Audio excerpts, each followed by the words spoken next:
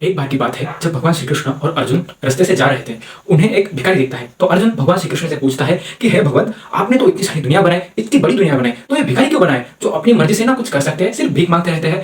तभी अर्जुन ने क्या किया, बहुत सारी सोने की मुद्राएं लेकर उस भिखारी को दे दी। उस भिखारी ने सोचा कि अभी मेरे पास तो बहुत सारा धन हो गया है, तो मैं अब एक काम करता हूँ कि बहुत बड़ा मकान लेता हूँ, गाय बैल बकरी सब लेता हूँ, अब मैं बहुत अमीर हो जाऊंगा। तो वही सोचते हुए रास्ते से जाता है, तभी उसको एक चोर मिलता है और चोर सब लूट लेता है। उसके बाद दूसरे दिन फिर से वही भिखारी उसी रास्ते पे अर्जुन और श्री भगवान कृष्ण को मिलते हैं।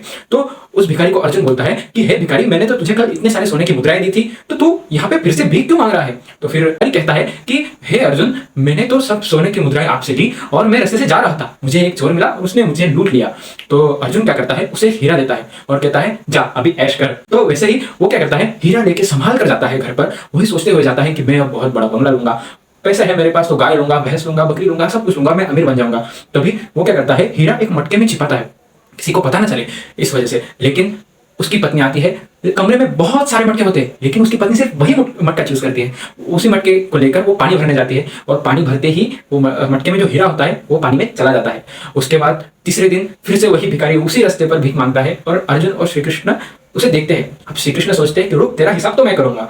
तो फिर भगवान श्री कृष्ण उसे 2 सोने की मुद्राएं देते हैं। अभी 2 मुद्राएं मिली है, उससे भिखारी तो कुछ ज्यादा खुश नहीं होता। वो जब घर जा रहा होता है तो वो सोचता है कि यार मुझे सिर्फ 2 ही मुद्राएं मिली है। उसके सामने से एक मछुआरा आता है जिसकी टोकरी में बहुत सारी मछलियां होती है और ऊपर एक मछली जो होती है उसमें कुछ प्राण बाकी होते हैं, वो हिल रही होती है। तब मछुआरा क्या करता है, वो सोचता है कि इन 2 मुद्रा से ना मैं अमीर हो सकता हूँ ना गरीब हो सकता हूँ, तो इससे किसी का भलाई क्यों ना कर दिया जाए। तो वो क्या करता है, अपने 2 मुद्रा उस मछुआरे को देकर वो मछली खरीद लेता है और मछली को पानी में छोड़ता है। पानी में छोड़ते ही वो मछली उसे हीरा उगल देती है। तो फिर हीरा उसको मिल गया, वो बहुत खुश हो जाता है। वो सोचता है और जोर जोर से चिल्लाता है, मिल गया मिल गया मिल गया। और बाजू में से ही वो चोर जा रहा होता है, वो उस भिखारी को देखता है और वो सोचता है कि इसने मुझे देख लिया, अभी ये पूरे गाँव वालों को बता देगा और गाँव वाले मुझे छोड़ेंगे नहीं, मुझे बहुत मारेंगे। तो फिर वो क्या करता है, चुपचाप से उस भिखारी के पास जाता है। भिखारी को बोलता है, अरे भाई मुझे माफ कर, ये ले तेरे सोने के सिक्के और किसी गाँव वाले को बता मत। अभी वो भिखारी बहुत खुश हो जाता है क्योंकि उसको हीरा भी मिल गया और सोने के सिक्के भी मिल गए, उसका डबल फायदा हो गया। अब वो खुशी हंसी खुशी से रहता है।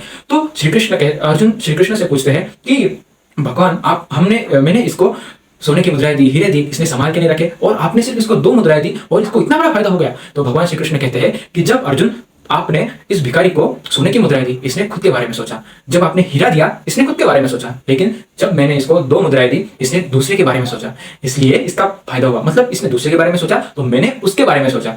इससे अपने को यह तात्पर्य मिलता है कि अगर हम दूसरे की मदद करेंगे या फिर स्वार्थ छोड़कर सबके लिए हम कार्यरत हो जाएंगे, भगवान के लिए कार्यरत हो जाएंगे, तो भगवान हम पे ध्यान रखेंगे। ऐसी कहानियों के लिए सब्सक्राइब कीजिए, लाइक कीजिए और शेयर कीजिए।